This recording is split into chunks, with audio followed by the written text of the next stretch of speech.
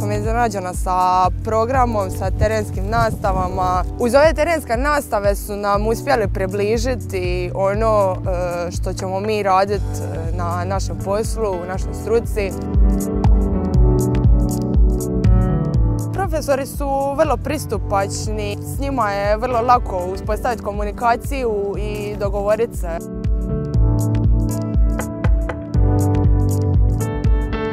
U budućnosti vidim sebe u struci ovoj, da se bavim šumarstvom, možda hortikulturom, vidim se u nekom privatnom sektoru sa svojom firmom.